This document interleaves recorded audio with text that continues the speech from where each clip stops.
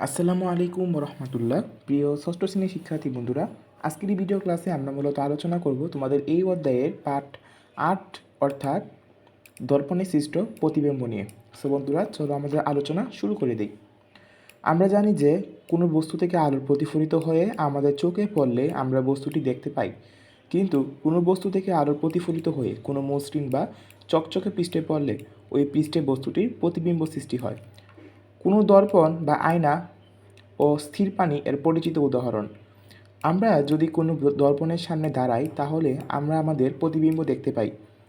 একটি বড় দর্পণের, যেটা হচ্ছে ড্রেসিং টেবিলের আয়না হতে পারে, এটার সামনে তুমি যদি দাঁড়াও, দর্পণে তোমার প্রতিবিম্ব তুমি দেখতে পাবে। এবার বলো, দর্পণের সৃষ্ট প্রতিবিম্ব কি তোমার সমান, না তোমার চেয়ে বড়, না তোমার চেয়ে ছোট? দর্পণের সৃষ্ট প্রতিবিম্ব দূরত্ব কি তুমি দর্পণ থেকে যে দূরত্বে দাঁড়িয়ে আছো তার সমান, না বেশি বা কম? এবার তোমার ডান হাত নাড়াও। প্রতিবিম্বটি কি হাত নাড়াচ্ছে? নাড়ালে সেটা কোন হাত নাড়াচ্ছে? ডান হাত না বাম হাত? এসব প্রশ্নের উত্তর তোমাকে দর্পণে সৃষ্ট প্রতিবিম্বের অনেক গুরুত্বপূর্ণ ধর্ম সম্পর্কে জানতে সাহায্য করবে। এখানে একটা কাজ রয়েছে, দেখো।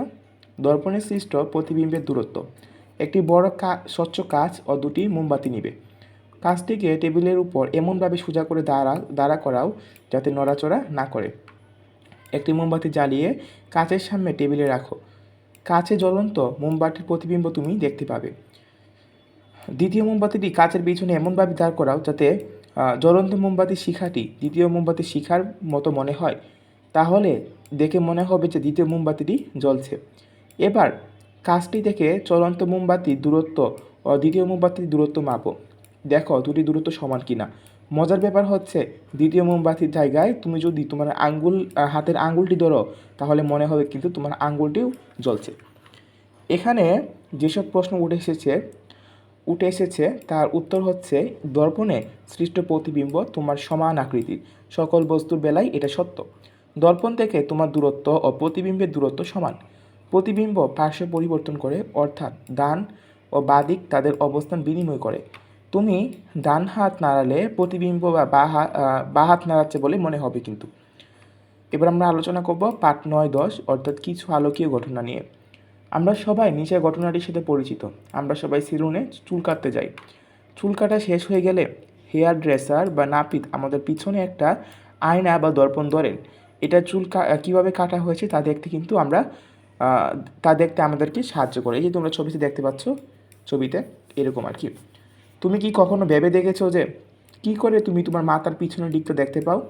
দর্পণের পিছনের দর্পণটি তোমার মাথার পিছনের দিকটার প্রতিবিম্ব সৃষ্টি করে। এই প্রতিবিম্ব থেকে আলো এসে তোমার সামনের আয়নায় পড়ে, ফলে সেখানে পিছনের দর্পণের প্রতিবিম্বের মতো একটা প্রতিবিম্ব সৃষ্টি হয়। এটি হলো আলোর প্রতিফলন। আলোর দুবার প্রতিফলনের ফলে কিন্তু এরকম ঘটনা ঘটে। এখানে একটা যন্ত্র রয়েছে, দেখো, পেরিস্কোপ। এটা অনেক ইন্টারেস্টিং একটা যন্ত্র। আলোর প্রতিফলনকে কাজে লাগিয়ে পেরিস্কোপ তৈরি করা হয়। পেরিস্কোপ তৈরিতে দুটি সমতল দর্পণ প্রয়োজন হয়। আলো এসে প্রথম দর্পণে প্রতিফলিত হয়ে তৃতীয় দর্পণে পড়ে। দ্বিতীয় দর্পণ থেকে আলো যখন প্রতিফলিত হয় তখন আমাদের চোখে পড়ে। তখন সেই বস্তুটিকে কিন্তু আমরা সরাসরি দেখতে না তখন যে বস্তুটি সরাসরি দেখা যায় না তা কিন্তু আমরা দেখতে পাই। এই যে চিত্র দেওয়া রয়েছে, দেখো, বস্তুটা যদি এখানে থাকে, আমি এই বস্তুটার থেকে প্রতিফলিত আলো এখানে পড়বে এবং সেটা প্রতিফলনের পর সরাসরি চলে আসবে এই বরাবর, এবং এখানে প্রতিফলিত হয়ে আমার চোখে সরাসরি চলে যাবে।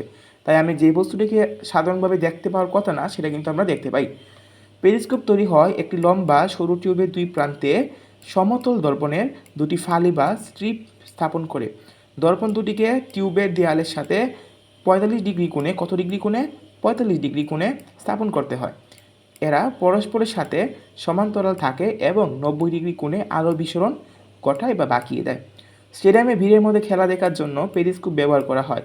এছাড়া বাংকারে উৎপেতে থাকা সৈন্যরা ভূমিতে কী আছে তা দেখার জন্য এবং সমুদ্রপৃষ্ঠে কী আছে তা যুবজাহাজ থেকে দেখার জন্য পেরিস্কোপ ব্যবহার করে। তোমরা বাড়িতে অতি সহজেই কিন্তু এটা পেরিস্কোপ তৈরি করতে পারবা। সো এটা আসলে, এই যে তোমরা দেখো এখানে এই যে দর্পণটা যেটা রয়েছে, এটা কিন্তু একটা দর্পণ।